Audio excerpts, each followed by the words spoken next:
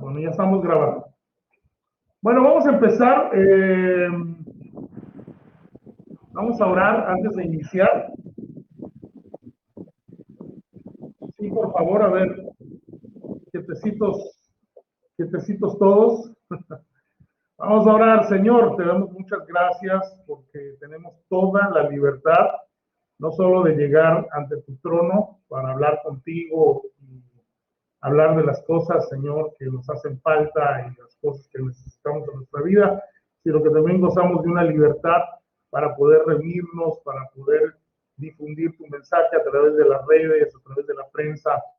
Te damos muchas gracias por ese privilegio que otros no tienen, Señor. Y te pedimos que nos hagas sabios, dice tu palabra, que nos enseñes a contar nuestros días de modo que traigamos a nuestro corazón sabiduría, Señor. Y en cuanto a la administración del tiempo y de las tareas, ayúdanos, por favor, a ser sabio también. Que nuestro corazón hoy, Señor, pueda aprender algo nuevo. Santo Espíritu nos guíe, nos enseñe. Y, Señor, danos la habilidad, así como lo has hecho a través de tu palabra con diferentes hombres y mujeres que están ahí y que tú los capacitaste para la tarea que necesitas. Gracias en el nombre de Jesús. Amén. Bueno, silencio, muchachos. Vamos a empezar. ¿Cómo están? ¿Bien? Bueno. Muy bien. Perfecto. ¿Pueden activar su micrófono y contarme bien? Bien.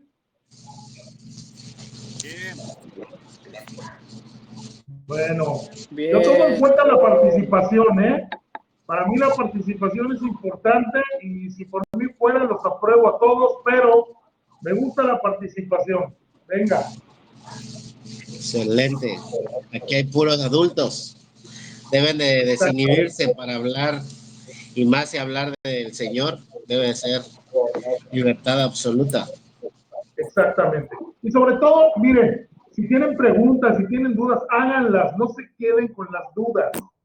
Alguien me dijo una vez, y les voy a ser bien honesto, hasta ahorita yo no he entendido exactamente cómo esa frase que alguien me dijo sobre preguntar. Me dijo, nunca te quedes con la duda, porque piensas que tu pregunta es tonta.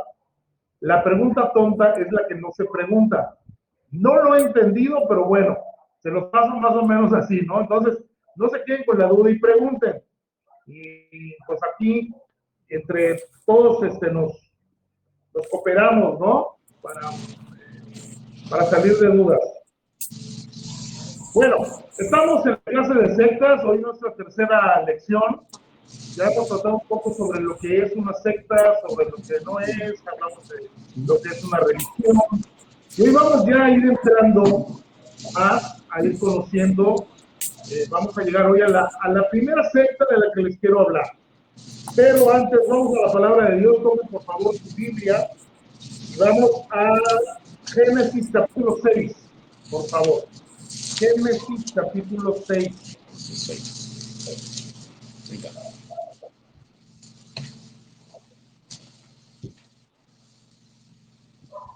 ¿Listo?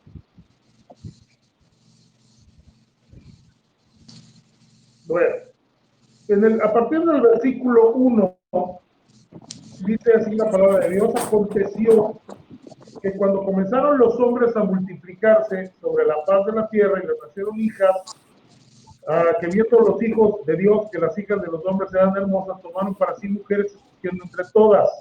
Y dijo Jehová: no contenderá mi espíritu con el hombre para siempre, porque ciertamente él es carne, mas serán sus días 120 años. Vamos a brincar al No escucho nada. versículo 5. ¿Sí me escuchan? Yo la verdad lo escucho bien lejos. A ver. Bueno, no escucho nada. Voy a reiniciar el teléfono. Ok. Yo escucho bien a todos ustedes, pero no sé qué es lo que pasaría. Tal vez que los que no estén hablando desactiven sus micrófonos mientras no hablan. Pues Es que es Telegram, no funciona muy bien, que digamos. Ya escuché, ya escucho. Sí, yo creo que debe ser eso, A ver, y la verdad no sé cuál. Bueno, A ver, vamos a continuar. Versículo 5, estamos en el capítulo 6 de Génesis, y vio Jehová que la maldad de los hombres era mucha en la tierra, y que todo designio de los pensamientos del corazón de ellos era de continuo solamente el mal. Vaya tomando nota mental de eso, el mal. Y versículo 7, y dijo Jehová, raeré de sobre la faz de la tierra los hombres que he creado, desde el hombre hasta la bestia y hasta el reptil y las aves del cielo, pues me arrepiento de haberlos hecho. Y este versículo 5, perdón, 8, es precioso, Dice, pero Noé halló gracia ante los ojos de Jehová. Nada más les quiero decir, no tiene que ver con la clase, pero tomen nota que esta es la primera vez en toda la Biblia que la palabra gracia aparece. Dice que Jehová, Noé halló gracia delante de los ojos de Dios. Ahora, lo que quiero resaltar aquí, al hablar de sectas y religiones, que todo esto obviamente tiene que ver con esa parte espiritual del hombre. Y los designios del hombre desde el principio de los tiempos, ya estamos viendo aquí, han sido de continuo el mal. Ahora, ¿a qué mal se referirá exactamente aquí en Génesis 6? Hay que tomar en cuenta de dónde, todo este contexto, de dónde viene, ¿no? La caída del hombre, el hombre es expulsado del paraíso, viene toda una serie de eventos en los cuales el hombre ahora tiene que trabajar, tiene que hacer cosas si es que quiere comer, tiene que respetar ahora ciertas cuestiones que antes se podía dar el gusto de descansar todo el día si quería, ahora no. La tierra ya se ha poblado, y al poblarse la tierra, nos damos cuenta de una cosa. Ya, tomen en cuenta, el mundo ya está caído en pecado, ¿sí? Y ahora lo que sucede en el corazón de los hombres, ¿sí?, es que ni por equivocación están buscando a Dios. Yo no sé si a ustedes les pasa, pero a veces yo me he puesto a pensar que a veces somos muy duros, ¿verdad? Somos buenísimos para decir, yo no entiendo a la gente del Antiguo Testamento, pero si Dios hablaba audiblemente, pero si se caía fuego del cielo, no estás viendo que es Dios que está mandando el fuego, no estás viendo que está pasando tal cosa, que Dios está haciendo prodigios a través de los profetas en ese tiempo. Y entonces, yo no entiendo, pensamos muchas veces, cómo reaccionaban así. No, la pregunta sería, ¿qué harías tú y qué haría yo? ¿Te das cuenta cómo desde que el hombre cayó en pecado, el pecado vino a cambiar completamente el desempeño, vamos a decirlo así, del hombre sobre la tierra? Porque ahora su corazón solamente está inclinado al mal. De hecho, la Biblia no miente. Recuerden, en Efesios 3, no estoy mal, dice, ahí va mencionando la paga del pecado es muerte y todo, dice, no hay bueno pero ni uno. Dice, no hay quien busque a Dios, ¿no? Y en Eclesiastés 7:21, Salomón dice, ciertamente no hay hombre bueno sobre la tierra que haga el bien y no peque. No existe, no hay uno solo. ¿Por qué? Porque continuamente nuestro corazón, miren la lucha nosotros ya siendo redimidos, la lucha que sostenemos cada día. Si a ti te dicen, si a ti te dan a escoger, a ver, y no me salgan con que, no, Señor, mejor un día en tus atrios, que no, a ver, honestamente, entre las cosas que a ti te gusta hacer, que no sé, puede ser la playa, puede ser un supercentro comercial con restaurantes así con comida bien rococó, te dan a escoger esto contra ir al culto en un domingo caluroso, de esos que Chetumal todo se está derritiendo, ¿no?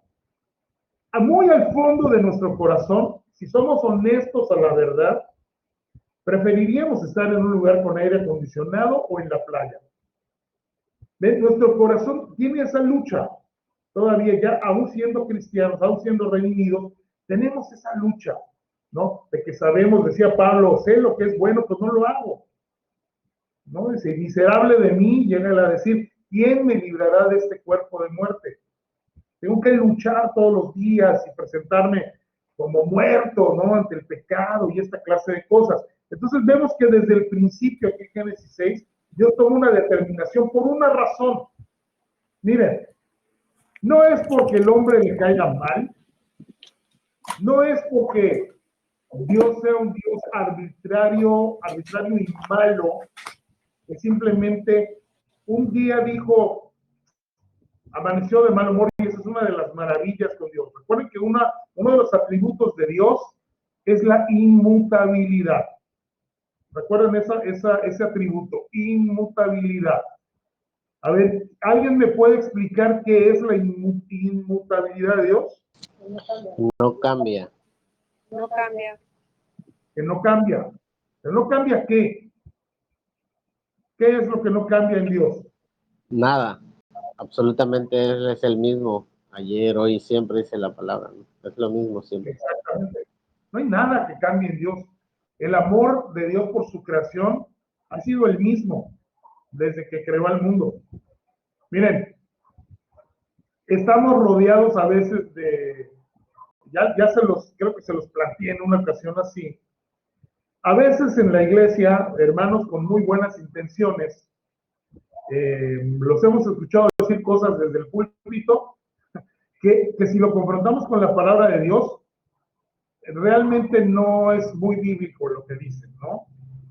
Entonces, como por ejemplo, a ver, hermano, ese es hermano que está usted ahí sentado, sí, el de la barba, el que se está rascando la barba y me está viendo, sí, usted. A ver, hermano, mire, para que Dios le ame más, usted tiene que hacer tal cosa. A ver, pregunta, cristiano, tú, cristiano, ¿qué es lo que puedes hacer tú para que Dios te ame más? Respuestas. Nada. ¿Alguien más? Pues buscarle más, ¿no? Buscarle más es para que Él me hable más. Digo. ¿Alguien más?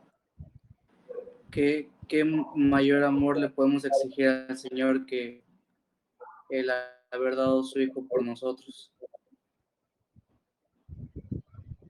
¿Alguien más?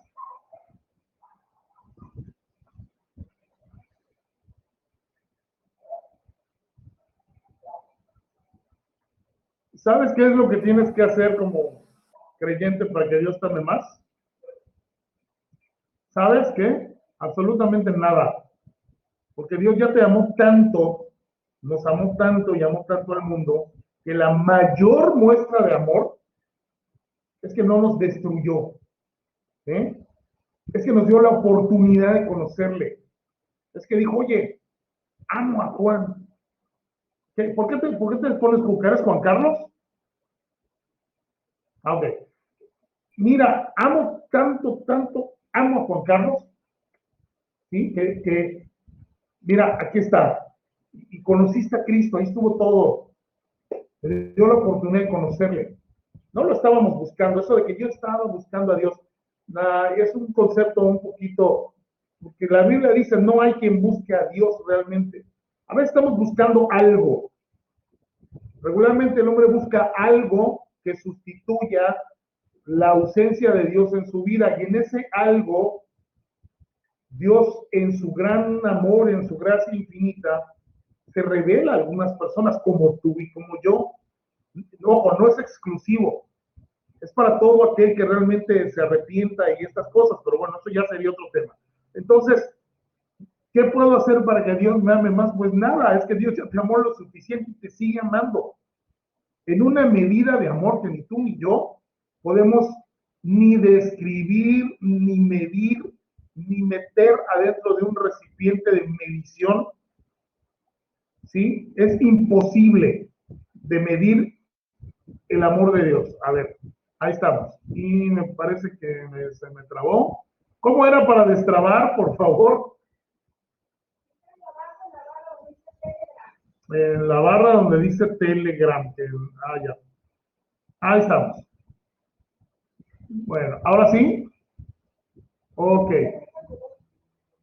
Mira, ya le estoy agarrando la onda. Bueno, entonces, volviendo al tema. Todo designio, dice Dios, del corazón del hombre era contrario. Dios no dijo, les voy a dar 120 años, que por cierto, cuidado cuando tratamos de interpretar algunas cosas de la palabra. Esto no solamente van a ser clases de secta, que voy a tratar de centrarme en ello, pero hay cosas que van saliendo del camino que les quiero explicar. Porque antes de que me lo pregunten, hace mucho tiempo me lo preguntaron y hubo una persona que incluso aseguraba que así era, porque dice que en el versículo 3 dice, dijo Jehová, no contenderá mi espíritu con el hombre para siempre, porque ciertamente él es carne, mas eran sus días 120 años. Alguien, cuando hace muchos años, mi esposa se debe acordar de esto, alguien nos aseguró en la iglesia donde estábamos en ese tiempo, donde yo era el pastor, y nos aseguró que el propósito de Dios para nosotros es que viviéramos 120 años en total, porque aquí lo decía, porque Dios dijo que los días del hombre serán 120 años. No, lo que está diciendo aquí es que va a haber 120 años en lo que Noé construía el arca. ¿Sí se acuerdan que fue el tiempo que le tomó a Noé, cierto? Para que esta gente pudiera proceder al arrepentimiento. Ahora, ¿qué hizo Dios en esos 120 años para traerlos así? O sea, hacia Él. La Biblia no nos dice si hubo alguna clase de señales, alguna clase de prodigios. Es más, ni siquiera está claro el hecho de que Noé se haya parado cuando estaba haciendo el arca se construyó una tarima, primero antes de construir el arca, y se subía a predicar. No, tampoco eso está claro. Lo que nosotros es una mera intuición, es que la gente obviamente habrá preguntado a Noé, ¿qué estás haciendo exactamente? Y Noé, me imagino describiendo cómo iba a construir un artefacto que en la vida estas personas habían visto, porque iba a suceder algo que en la vida tampoco habían visto. ¿Sí? ¿Se acuerdan que antes del diluvio no llovía? ¿Sí recuerdan eso? Los que han leído Génesis del principio. Entonces imagínense que le dice a esa gente, mira, estoy construyendo una casa flotante en la cual voy a subir a todos los animales y aparte ustedes también se pueden subir para salvarse de agua que va a caer del cielo. Yo me imagino la cara de todos, cómo se deben haber reído de Noé, y hasta lo deben haber así señalado con el dedo así y habrán llamado el uno al otro, ¿no? No sé cómo se hablaba en el idioma en ese tiempo, pero cómo sonaba, pero así de ven acá, Hashem, Kashim y toda la banda, ¿no? A ver, Noé, ¿puedes repetir para la banda qué es lo que estás haciendo? ¿No? Y pues bueno, estoy construyendo esto y esto y esto. Yo me imagino que se debe haber reído hasta el cansancio de Noé. Hay una lección que aprender, aunque no estamos estudiando Génesis, pero hay una lección que aprender, por cierto, en la vida de Noé. La persistencia. Porque si se ríen de ti continuamente con lo que estás haciendo para Dios, lo más seguro es que te acabes desanimando. Y un día despiertes tomando tu café y digas, ¿pero qué estoy haciendo? O sea, vas a empezar a cuestionar incluso el plan que Dios puso en tu mano para hacer, decir, ¿qué estoy haciendo? Todos mis vecinos piensan que estoy loco. por construir esta cosa que yo ni entiendo cómo es que va a funcionar, no tiene ruedas, ¿no? ¿Será que los van a jalar caballos? ¿O cómo es que esta cosa se va a echar a andar? O sea, ¿no será que yo entendí mal?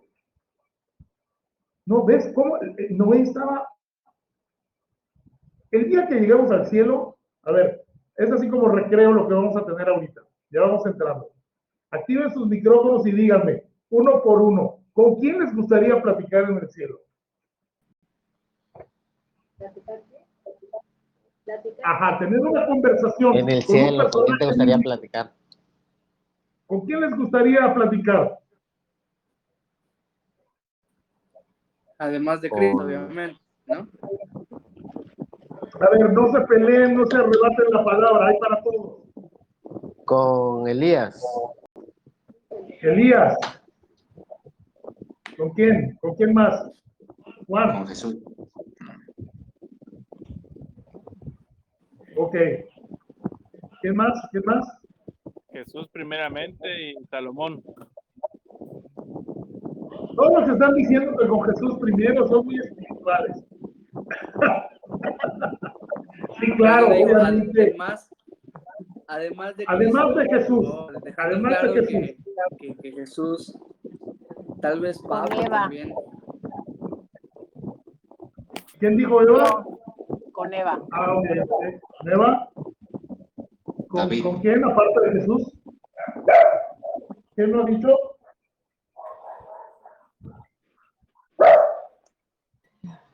Oh, ¿Quién? ¿con quién? Bueno, ok. A mí me encantaría platicar, estoy seguro que no solo es uno. A mí me encantaría, digo, aparte de Jesús, porque tengo muchas preguntas que hacerle que no son reclamos, ojo. Creo que si hay algo que todos queremos preguntarle a Jesús, mira, yo no sé tú, les voy a contar algo muy personal, ¿ok? Les quiero contar algo muy, muy, muy personal. A mí me encantaría el día que muera y por la fe en Cristo Jesús, de que he sido perdonado y he sido lavado, sé que voy a estar con Él por la fe. A mí me encantaría, lo primero sería que Jesús me abrazara. ¿Sabes? Me encanta ese versículo en Apocalipsis, cuando comienza a narrar Juan el final de las cosas.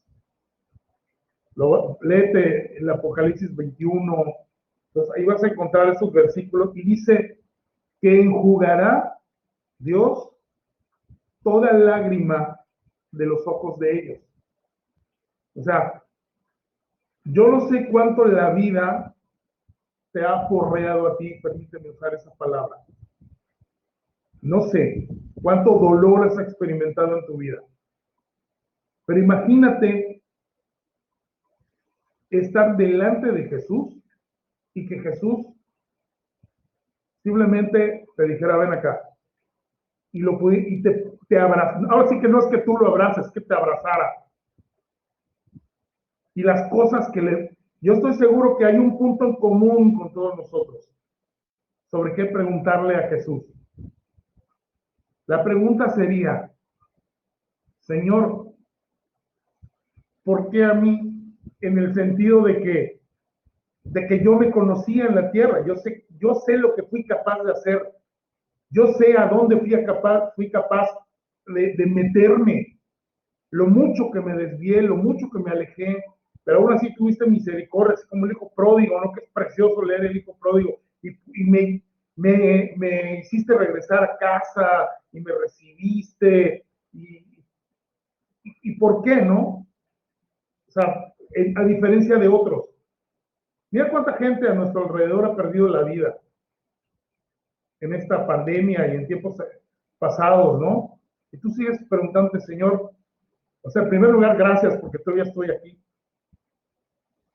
Pero ahora sí que, ¿por qué a mí?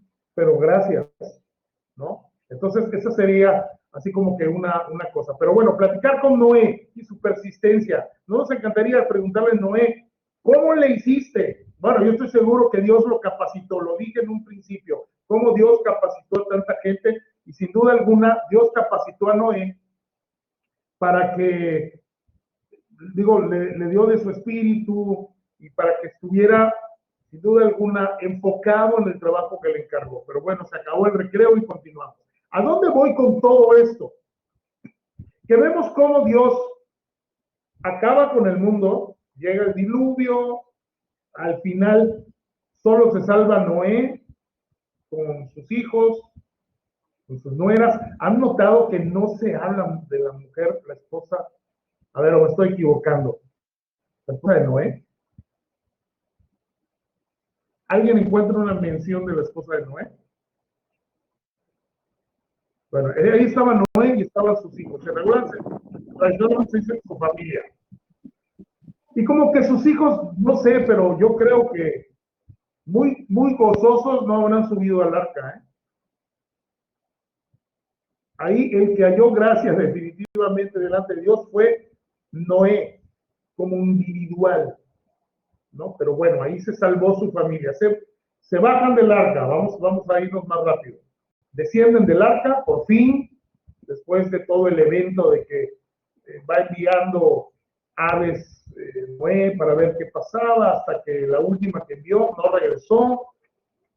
Abrieron las puertas y ya estaban, el arca ya estaba ahí encallada, y entonces bajan y comienzan una nueva vida. Lo primero que hace Noé, fíjese, un hombre de fe, es levantar un altar y ofrecer sacrificio a Dios, darle gracias a Dios por todo lo que había pasado. Yo me imagino que en cierto modo para Noé debe haber sido, wow, ¿qué pasó aquí? Pero Señor, te doy gracias, aquí levanto este altar y que será por testimonio de lo que sucedió. Y después cada quien le da unas órdenes, Dios a Noé, bueno, a poblar el mundo, otra vez. Y entonces comienza otra vez una serie de eventos en que el mundo se empieza a poblar. Yo no podría pensar, tal vez la gente que nació después del diluvio, junto, obviamente, los que vivieron el diluvio, les deben haber transmitido lo que llaman la tradición oral. Les deben haber contado todo lo que pasó. Y esa generación, para nosotros, desde nuestro punto de vista, el ideal es que hubiera sido una generación que buscara a Dios, ¿cierto? Que se entregara a Dios, que buscara a Dios con todo su corazón, y mira lo que Dios hizo por nosotros. El arca, por cierto, yo no me imagino cuántos años debió haber sido visible. Entonces, después, obviamente, los que murieron en el diluvio ya no estaban para reírse. ¿Sí? El arca queda ahí como un testimonio de lo que sucedió. Yo me imagino cuántos pasarían por allá, y los primeros niños que nacieron, que ya caminaron y comenzaron a hablar, pues habrán preguntado, obviamente, ¿no? ¿Y eso de qué se trata? ¿No? Es así como el Magic Kingdom de la época, o el Disneylandia de la época, ¿no? Y la respuesta, pues obviamente era, bueno, esa fue la manera que Dios usó para preservar la vida de los que se subieron ahí, que por cierto el arca, vamos a ver mucho más adelante, no sé, el Jacín, en algún momento, de tal estudio más adelante, vamos a ver dentro de la cristología, vamos a ver algo que se llama tipos de Cristo, que son tipos de Cristo, aquello que representa o que representó a Jesús antes de su encarnación. Y el arca es un tipo de Cristo, ¿sí? Entonces, la gente que subió salvó su vida física, no, ojo, no su vida espiritual. O sea, no todos los que subieron al arca se fueron al cielo, porque no dependía del arca salvar a la gente. La gente desde el principio del tiempo se ha salvado por la fe, en el caso del Antiguo Testamento, en el Mesías que habría de venir. Y murieron en esa fe. Entonces, vemos la vida comienza nuevamente, el hombre comienza a formar la tierra, y está el arca como testimonio, me imagino yo, la tradición oral estaba funcionando, todo lo que preguntaba, le contaban todo lo que había pasado, pero nuevamente vemos la sabiduría de Dios presente en otra generación. Parece que escuchamos lo mismo que Dios dijo y que habíamos leído en Génesis 6. Unos años después se debe haber repetido en el corazón de Dios. Decir, oh, todo designio del corazón de ellos es el mal.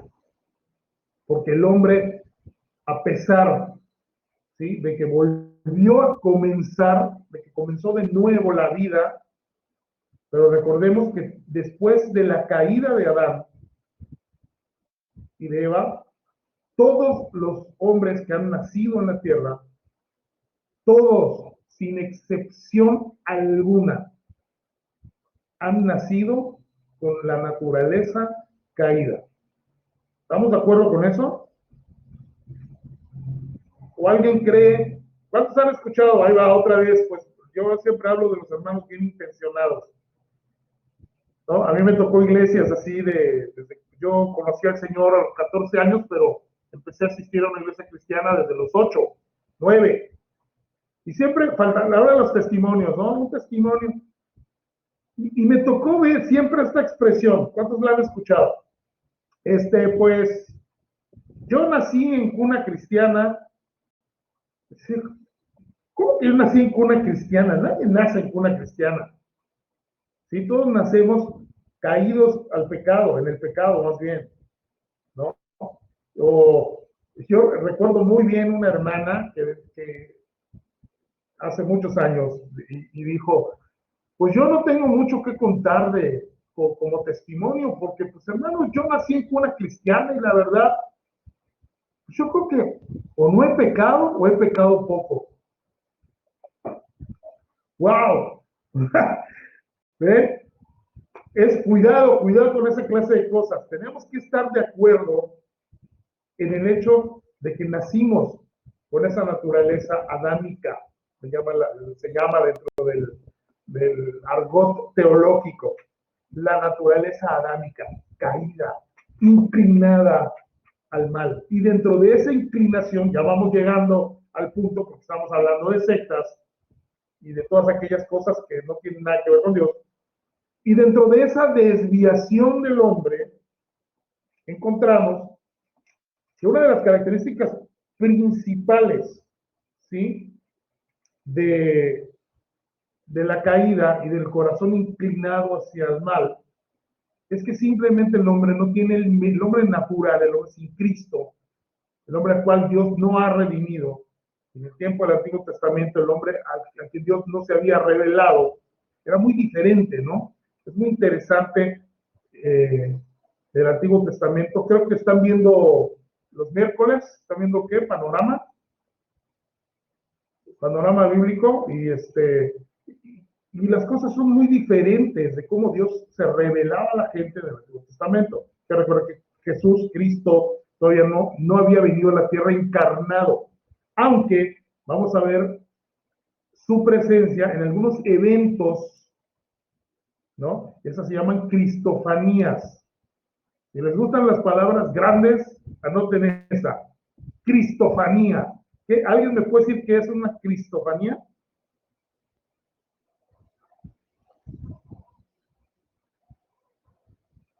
A ver, ¿nadie? Puedes, Jacir, ¿eh? Es una aparición de Cristo antes de su encarnación. Exactamente. Anótenlo, es muy interesante. Una cristofanía es el Señor Jesús revelándose. Después de su crucifixión, ¿no? ¿Perdón? Es antes de su encarnación. Pues. Antes de su encarnación. Una cristofanía. Ok. Bueno. A ver, pausa. ¿Hasta aquí alguna pregunta? ¿Alguna duda? ¿Algún comentario? Yo, Sí, con pensando confianza en, digan algo. Sí, pensando en eso que decía, ¿no? Que después del diluvio, todos volvieron a lo malo. Igual pienso en la historia de, claro, vamos a llegar en un futuro, me imagino, de José, que hasta el propio faraón lo puso solo debajo de él, o sea, él estaba por encima de todos, pero después dice que cuando muere José, las futuras generaciones se olvidaron de todo lo que él hizo.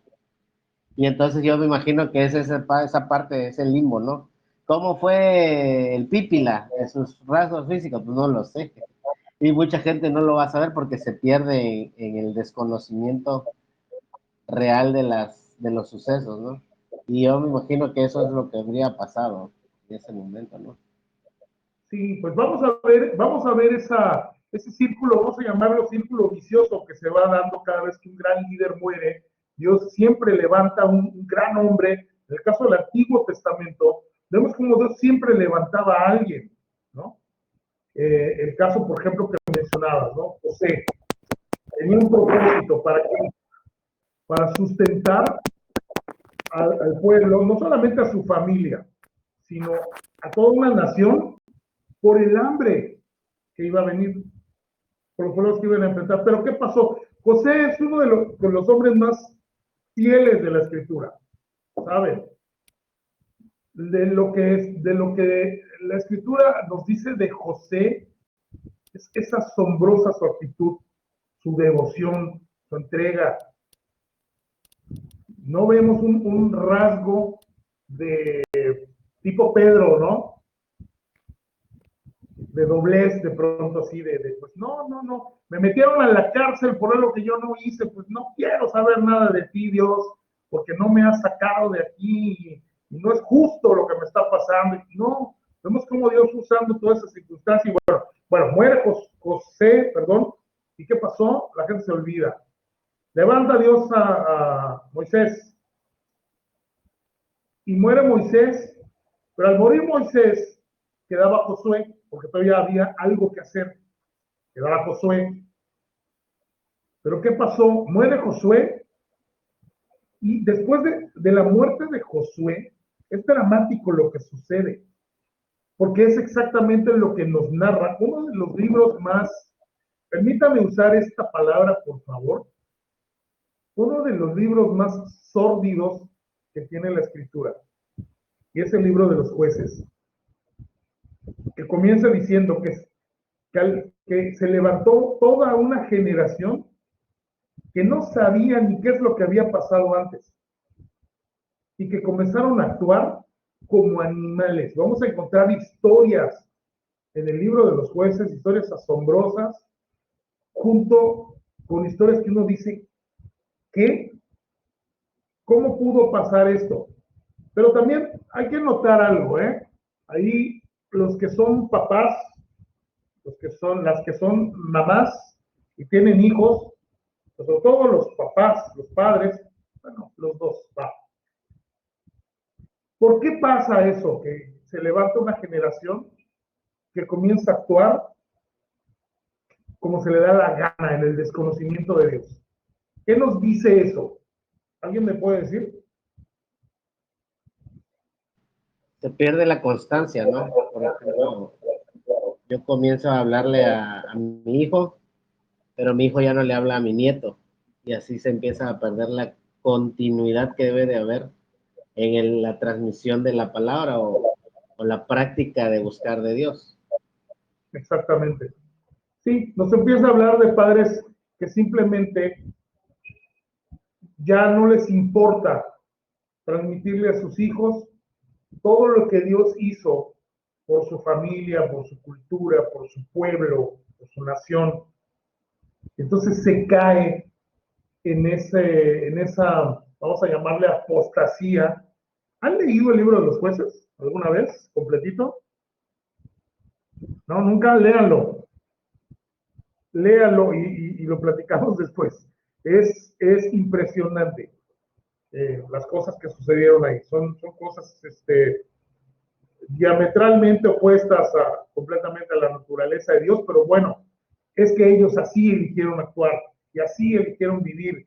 Y vamos a ver en ese libro vamos a encontrar algo también que es un rasgo común en la naturaleza del hombre, de que las cosas, esa falsa seguridad, las cosas van marchando bien, ¿para qué quiero a Dios?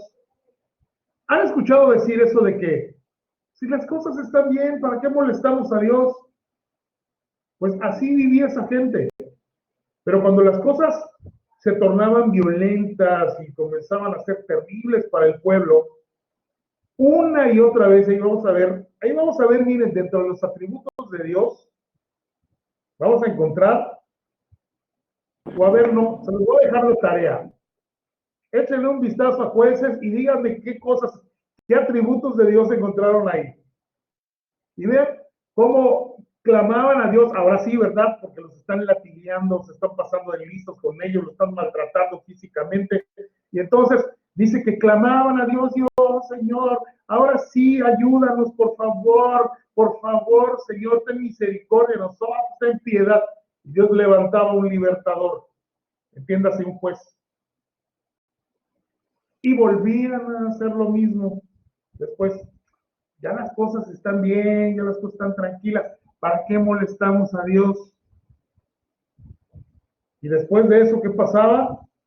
Otra vez, Señor, este hombre, mira, este rey, lo que nos está haciendo, por favor, ayúdanos. Ahora sí, somos tu pueblo, Señor. No nos dejarías morir solos, ¿verdad? Porque somos tu pueblo. Entonces sí se acordaban de algo importante. ¿Te acuerdas del pacto que hiciste con Abraham? ¿Te acuerdas de los pactos, del pacto que hiciste con Jacob? El pacto que hiciste con Isaac. Señor, acuérdate de los pactos. ¿Qué cinismo? Pero bueno, así somos también nosotros, ¿no? Entonces no quiero ser tan, ahora sí que tan incisivo con estas personas, con ese pueblo de ese tiempo, pero cuánto cinismo a veces podemos ejercer para con Dios. Acuérdate que tú dijiste, o sea, una manera de querer chantajear a Dios, y les tengo noticias, a Dios no lo puede chantajear nadie, absolutamente nadie. Bueno, entonces vemos esa inclinación del hombre a buscar lo que no es, pero lo más grave dentro de todo eso, lo más grave, miren, a ver, aquí es donde cuando he hablado de estas cosas, he sentido pasar una lata de refresco vacía, una piedra por acá, o sea, sí, apedréenlo y bájenlo. Pero es la realidad. Lo más grave que sucedía en ese momento, lo más grave que sucede en la vida del hombre aún hoy, escucha bien, no es que en ese tiempo, yo no sé si fumaban y no sé qué fumaban, no era si fumaban, no era si se embriagaban. Lo más grave es que comenzaron a mirar, y ahí es donde vamos a entrar a la primera secta, que yo no sé si os va a dar tiempo hoy, comenzaron a mirar hacia otro lado que no era Dios. Y comenzaron a decir, oye, ¿ya viste cuántas estrellas en el cielo? ¿No será que un mundo nos vigila, como decían en los 70s, ¿no? Había un programa de naves espaciales y cosas así, de marcianos. Y la frase de eso, un mundo nos vigila, ¿no? Pues debe haber, no uno, sino muchos dioses. ¿Y cómo serán esos dioses? Mira, yo no lo sé, decía uno, ¿no? Mientras tallaba un tronquito. Yo me imagino que debe ser así, mira qué bonito. Y entonces comenzaron a inclinarse delante de cosas creadas que Dios mismo había creado. Comenzaron a tallar piedras, comenzaron a adorar todo menos al Dios vivo y verdadero. Y entonces vemos en una decadencia otra vez, pero en esta ocasión, recuerden que Dios había hecho un pacto con Noé en el capítulo 9 de Génesis. Y Dios le había dicho y le había prometido a Noé que no iba a destruir la tierra por agua y que, bueno, no sería pronto que algo sucediera. ¿Sí? Había hecho un pacto con él. Tranquilo, Noé, para tus generaciones no habrá de eso. Pero vemos al hombre buscando dioses, inclinándose y teniendo un culto. Ojo, eso también podría ser una secta, aunque no está contemplada. El culto a la personalidad, el culto a sí mismo, el culto a la humanidad. Porque en el capítulo 11 encontramos el episodio de la Torre de Babel. Comienza diciendo que tenía entonces toda la tierra una sola lengua y unas mismas palabras. Y aconteció que cuando salieron de Oriente, recuerden que la tierra ya se había poblado y ya había un mundo de gente otra vez, y todo un grupo de descendientes de Noé se fueron hacia el oriente. Hallaron una llanura en la tierra de Sinar y se establecieron ahí. Ahí comenzaron a construir ciudad. Y se dijeron unos a otros, vamos, hagamos ladrillo y cosámoslo con fuego. Y les sirvió el ladrillo en lugar de piedra. Aquí vemos un adelanto tecnológico, por cierto. Ven que la Biblia, así como dicen, la arqueología echa mucha luz sobre la Biblia. Sí, también la Biblia echa mucha luz sobre la arqueología. Fíjense qué adelanto tecnológico. Ya no vamos a usar piedras. Encontraron la forma de hacer ladrillos y de coserlos para darles obviamente dureza, resistencia. Y dice además, y el asfalto en lugar de mezcla.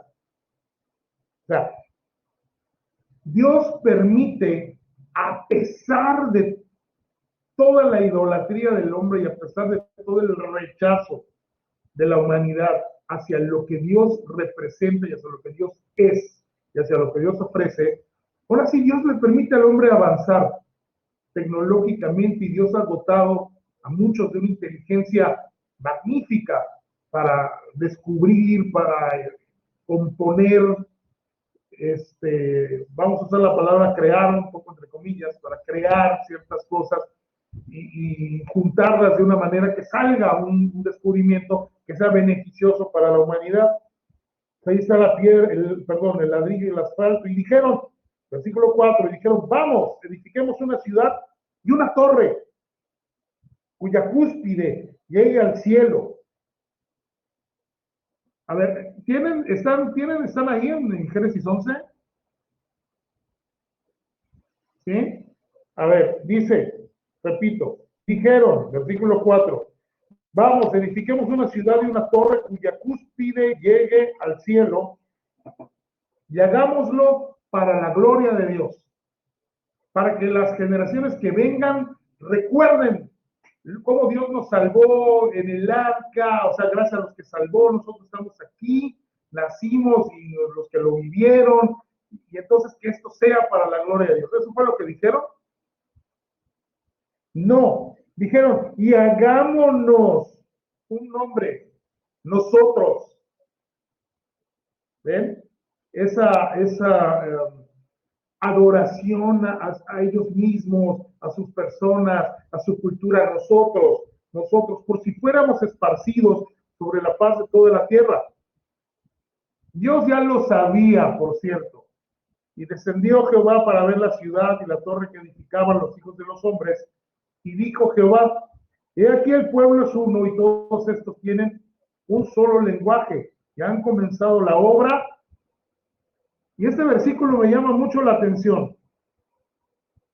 A ver si alguien lo capta y me puede explicar también por qué les llama la atención. Dice, y nada les hará desistir ahora de lo que han pensado hacer. ¿No les llama la atención eso? Acerca de la maldad que hay en el corazón. ¿Sí? ¿Qué más?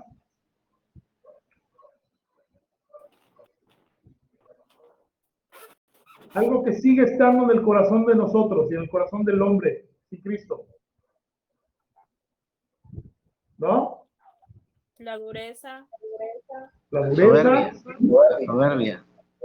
Sí, la dureza, muy bien. La soberbia. Hay una palabra que engloba todo eso. ¿Saben cuál es? La obstinación. La obstinación. ¿Se acuerdan que Dios había dicho a Noé, en Génesis 6 había dicho Dios, no voy a contender para siempre con ellos? Aquí pasa lo mismo. No voy a contender para siempre con ellos. Están obstinados en hacer su voluntad. Pero lo llamativo aquí es que cualquiera podría decir, ¿y por qué Dios no haciendo así? Miren, los hizo que obedezcan y no era necesario confundir las lenguas. ¿Por qué no Dios hizo un pase mágico y todos buenos y obedientes? ¿Sabes por qué? Porque no funciona así para con Dios. Hay que sacarnos de la cabeza que Dios es mago. No, Dios no es mago. Dios no es ninguna clase de hechicero que obliga a la gente. No, no, no. Aquí estamos viendo que los hombres quisieron hacer lo que quisieron hacer. Dios no los obligó a que vengan hacia Él porque no es la manera de venir hacia Dios. Ellos no estaban buscando a Dios. Volvemos al mismo término. Pero dijo Dios, ahora pues, versículo 7, pues descendamos y confundamos allí su lengua para que ninguno entienda el habla de su compañero. Y ahí fueron confundidas las lenguas y cada quien se encontró con el que se podía entender y cada quien se fue por su camino, que aquí hay otra cosa también. ¿Se acuerdan qué fue lo que le dijo Dios a Adán cuando le dio a Eva y los puso ahí en el jardín del Edén? Referente a la humanidad. ¿No? Que se multiplicaran. Que se multiplicaran. Pero resulta que el hombre cae en pecado. Tiene que ser expulsado del paraíso. Y sí, se empezó a multiplicar y llegamos al evento del arca. El hombre, todo lo que hace es malo. Dice que la maldad del hombre, me llama tanto la atención esa frase, que la maldad del hombre subía prácticamente delante de Dios. Y cuando cuando Noé desciende del arca y Dios hace un pacto con él para sus descendientes y le dice, mira, las cosas van a estar así, así, así, y aquí está mi arco iris, que por cierto el arco iris es una representación del pacto que Dios hizo con Noé. ¿Sí? No es otra cosa, es eso. Entonces, le dijo lo mismo que a Adán y a Eva. Multiplíquense y llenen la tierra. Ojo, llenen la tierra. Esta gente iban todos por un mismo lado, pero todos juntos. Y nos vamos a establecer aquí, y vamos a hacer una ciudad, y una sola cultura, porque tenemos una sola lengua, y vamos a hacer una torre para honrarnos a nosotros mismos, una torre que llegue hasta el cielo. Que es una manera figurativa de hablar, ¿eh? Hay quien dice, sí, iban a hacer una torre que iba a llegar hasta el cielo. No, no puede haber una torre que llegue hasta el cielo. No soy ingeniero, pero honestamente no encuentro cómo. No, sería muy complicado. Es una manera figurativa simplemente de hablar. Y vamos a hacer esto y vamos a hacer el otro. Él dijo, no. Desde un principio, para empezar, no me buscan a mí. Se están adorando a ustedes mismos. Pues vamos a confundir las lenguas y ahora sí se van a esparcir todos porque les dije que se esparzan. Que la tierra tenía que ser llena. Y cada quien entonces se fue por su camino, con el compañero que encontró que hablara su misma lengua.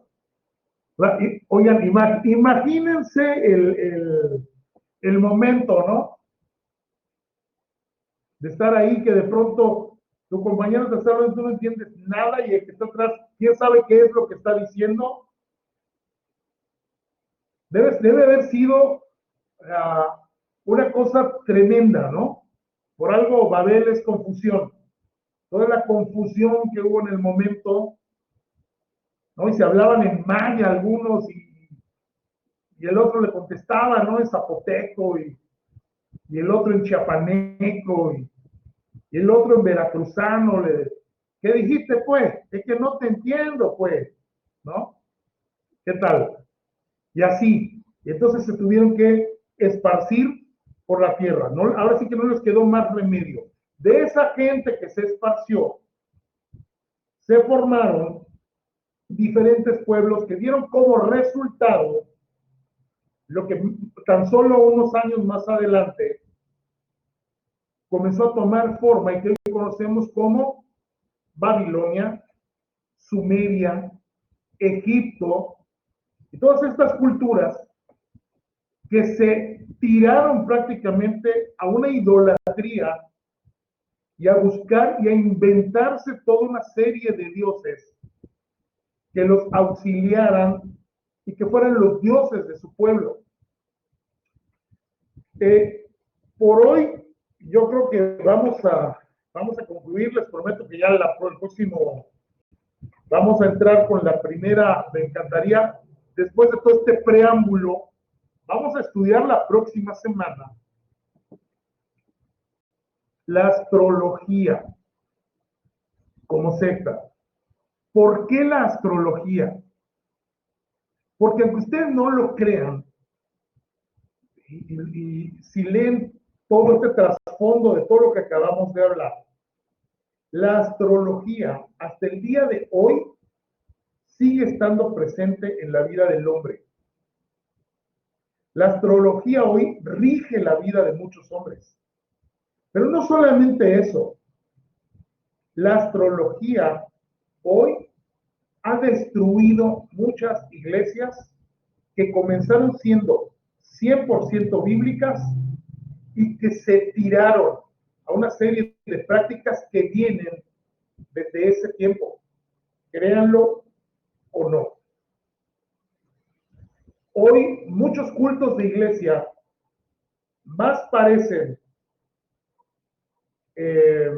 reuniones de adivinación que cultos a Dios.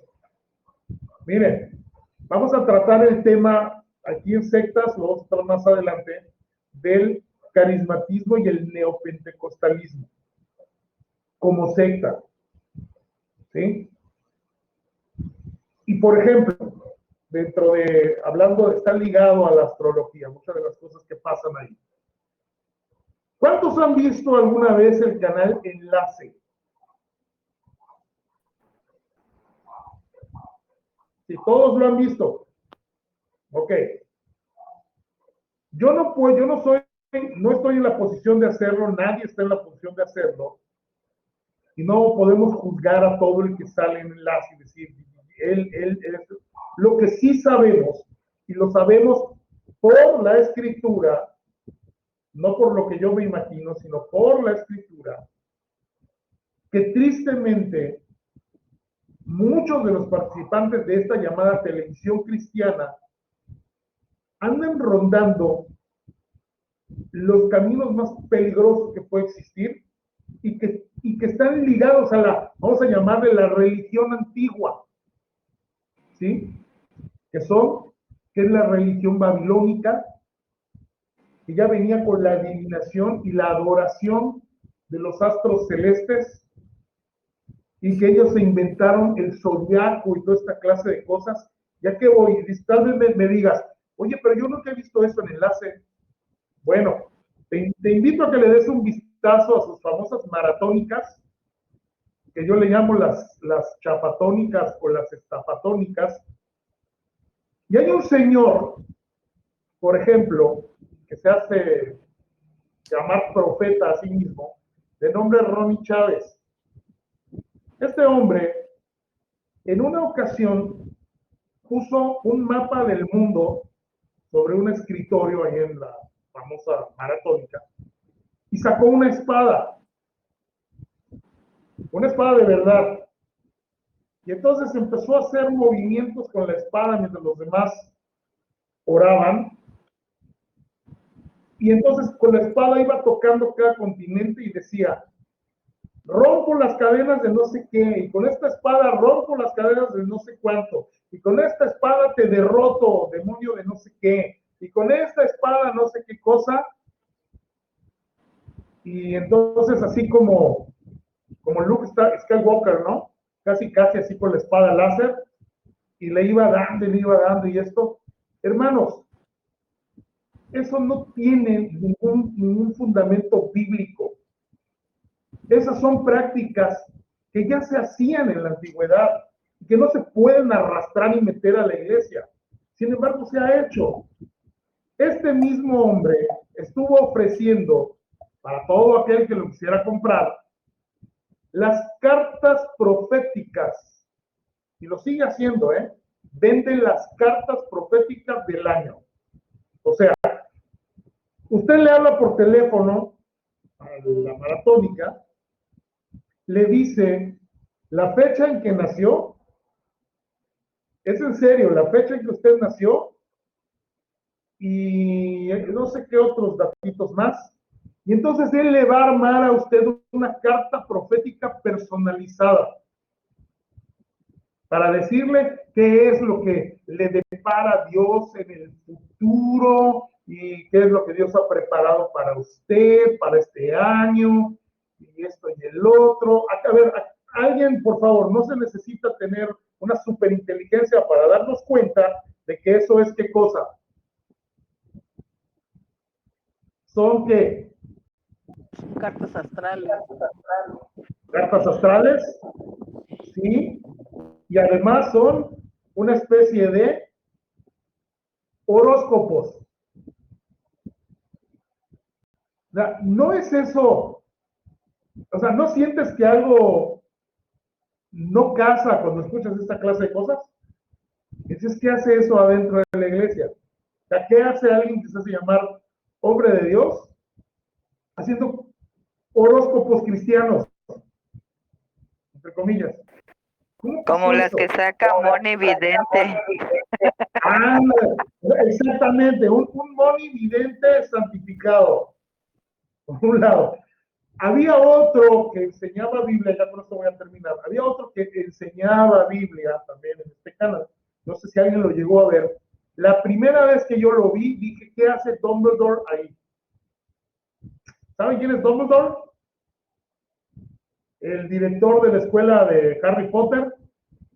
Bueno, así, un hombre con un gorrito y unos bigotes y una barba blanca así, larga, y hablaba así como místico, y sí, lo que Dios ha revelado para ti. Entonces, ¿por qué la vestimenta? ¿Por qué el gorrito? ¿Y por qué tantas cosas raras que tiene atrás en su escenografía? ¿No?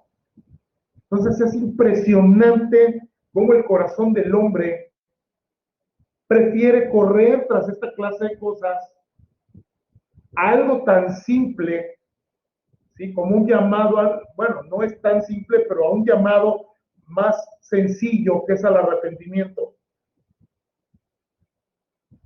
Porque el corazón del hombre sigue estando torcido. Y recuerdan los primeros versículos que leímos en la primera clase, que Pedro decía, y muchos pues van a seguir en sus locuras. Y créeme, son muchos los que lo siguen. Y dice, bueno, hay un razonamiento, ¿no? Que está supuestamente basado en una lógica que dice que, pues si muchos lo siguen, pues ha de ser que es bueno. ¿Sabes qué? Eso solo aplica a las taquerías, ¿eh? Yo soy experto en tacos. No comas tacos donde está vacío, come donde está lleno. Porque si está lleno, hace que es bueno. Pero en el caso de las cosas de Dios, no necesariamente una iglesia que tiene 2,000 miembros, necesariamente es una iglesia cristiana, o necesariamente es una iglesia donde Dios habla, o necesariamente es una iglesia exitosa. Puede ser una iglesia con 20 personas, pero 20 personas que saben perfectamente bien por qué están ahí cada día. ¿Qué es lo que ha sucedido en su vida? ¿Qué es lo que Dios ha hecho por ellos? Son solo 20 personas. A 2,000, 3,000, 5,000, que no saben ni por qué, están ahí. Entonces, el corazón del hombre se inclina para allá y todo esto se ha metido en la iglesia y la próxima semana comenzamos con la historia y el desarrollo de la astrología y qué es lo que la Biblia dice, porque la Biblia dice algo sobre esto. Lo que, no, pues la Biblia ha de ser que no tiene nada que decir de ello, no, sí, tiene algo que decir y lo vamos a ver la próxima semana. Preguntas, comentarios antes de terminar.